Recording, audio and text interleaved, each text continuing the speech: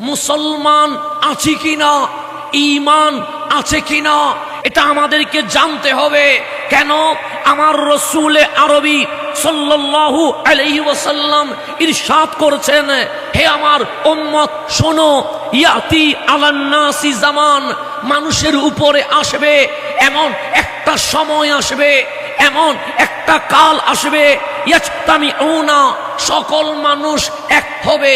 আমরা বললাম ইয়া রাসূলুল্লাহ, এমন সময় আসবে যখন সবাই একত্রিত হবে। সবাই কি সিনেমায় যাবে? আমার নবী বললেন না। নাটকে যাবে? আমার নবী বললেন না। মাদকে যাবে? আমার নবী বললেন না। তো ইয়া রাসূলুল্লাহ যাবে কোথায়? ইউসাল্লুনা ফিল মাসাজিদ, সবাই মসজিদে গিয়ে নামাজ পড়বে। কামলিওয়ালা বললেন এমন একটা সময় আসবে, আজান থাকবে, একামত থাকবে, মসজিদ থাকবে, মুসল্লি থাকবে, দাড়ি থাকবে, টুপি থাকবে, জুব্বা থাকবে, তাকবীর থাকবে। রাসূল বলছে ওয়ালাইসা ফিহিম মুমিন, তাদের মাঝে একজন মুমিন খুঁজে পাওয়া যাবে না। আমি বলি নাই, রসুল আরবি সাল্লাল্লাহু আলাইহি ওয়াসাল্লাম বলছে ইয়াতি আলান নাসি জামান, মানুষের কাছে সময় আসবে। আমি রসুল বলে গেলাম, ভবিষ্যৎ বাণী দিয়ে গেলাম। ইয়া রাসূলুল্লাহ কেমন হবে? সে ইয়াজতামিউনা, তারা সবাই একত্রিত হবে। মুসলমানের সংখ্যা কম নয়, বেশি হবে। কি করবে? সে ইউসাল্লুনা ফিল মাসাজিদ, তারা মসজিদে নামাজ পড়বে। সেজন্য নামাজ দেখলে মুমিন বলা যায় না, দাড়ি দেখলে মুমিন বলা যায় না, টুপি দেখলে মুমিন বলা যায় না, জুব্বা দেখলে মুমিন বলা যায় না। কামলিওয়ালা রসুল বলছে লাইসা ফিহিম মুমিন, একজন মুমিন নাই। খতিবের ঈমান নাই, ইমামের ঈমান নাই, মুসল্লির ঈমান নাই, সংগঠনের ঈমান নাই, নেতার ঈমান নাই। এই ফিতনার সময়ে আমরা একত্রিত হয়েছি। এখন জানতে মন চায় ঈমান পাবো কোন জায়গায়। কথা ঠিক কি না? এখন মন চাই জানতে ঈমান পাবো কোন জায়গায়। মুসলিম শরীফের হাদিস আমি বললে মানিয়েন না, আমার কোন আব্বা বললে মানিয়েন না। আমার রসুল বলছে মুসলিম শরীফের হাদিস, ইয়াখরুজু কওমুন মিন উম্মতি, এমন কওম বের হবে, ইয়াখরুজু মানে বের হবে, কওমুন সম্প্রদায়, মিন উম্মতি আমি নবীর উম্মত থেকে। হিন্দু নয়, বৌদ্ধ নয়, চাকমা নয়, ইহুদি নয়, খ্রিস্টান নয়, নাস্তিক নয়। আমার রসুল বলছে ইয়াখরুজু কওমুন মিন উম্মতি, আমার উম্মত থেকে একটা কওম বের হবে, একটা সম্প্রদায় বের হবে।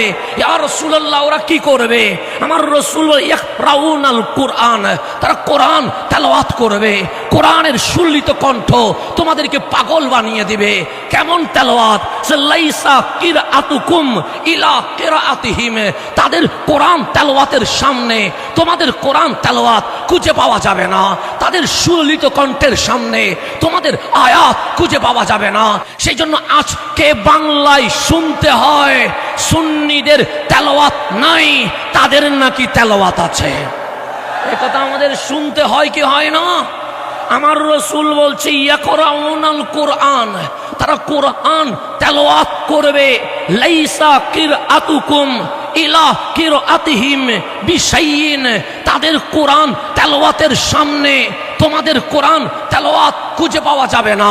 এরপর আমার রসুল বলছে ওয়ালা সলাতুকুম ইলা সলাতিহিম বিশায়ে, তাদের নামাজ এত বেশি হবে, তোমাদের নামাজ তাদের নামাজের সামনে খুঁজে পাওয়া যাবে না।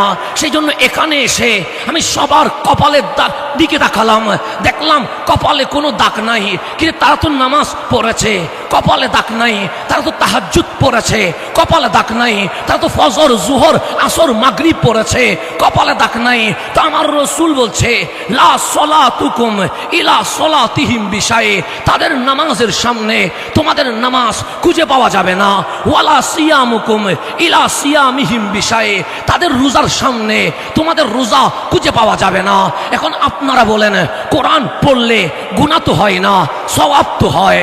নামাজ পড়লে গুনাহ তো হয় না, সওয়াব তো হয়। রোজা রাখলে গুনাহ তো হয় না, সওয়াব তো হয়। কিন্তু আমার রসুল বলছে ইয়াকরাউনাল কুরআন ইয়াহসিবুনা আন্নাহু লাহুম, তারা কোরআন তেলাওয়াত করে সওয়াব পাওয়ার আশায়, কিন্তু ওয়াহুয়া আলাইহিম, কিন্তু কোরআন পরে সওয়াব তো দূরের কথা। আমার কামলিওয়ালা বলছে কোরআন তাদেরকে লানত দেওয়া শুরু করে, কোরআন তাদের উপর লানত ফেলানো শুরু করে। আমার কামলিওয়ালা বলে কোরআন পরে কথা ঠিক, কিন্তু সওয়াব মিলে না, গুনাহ মিলে। তারপর আমার রাসূল বলছে লা তুজাবিজু সালাতুহুম তারাকিহিম ইয়ামরুকুনা মিনাল ইসলামি কামা ইয়ামরুকুস সাহমু মিনার রামিয়া। আমি নবী বলে গেলাম, হে আমার উম্মত, তাদের নামাজ বেশি হবে, তাদের কোরআন তেলাওয়াত বেশি হবে, তাদের রোজা বেশি হবে, তাদের তাকবীর বেশি হবে, কিন্তু শুনে রেখো আমি রাসূল বলে গেলাম ধনুক থেকে তীর যেভাবে বের হয়ে যায়, তাদের কলব থেকে ঈমান বের হয়ে গেছে। দাড়ি দেখলে মুমিন মনে করিও না, টুপি দেখলে মুমিন মনে করিও না, নামাজ রোজা হজ যাকাত দেখলে মুমিন মনে করিও না। আগে দেখো বুকে নবী আছে কিনা।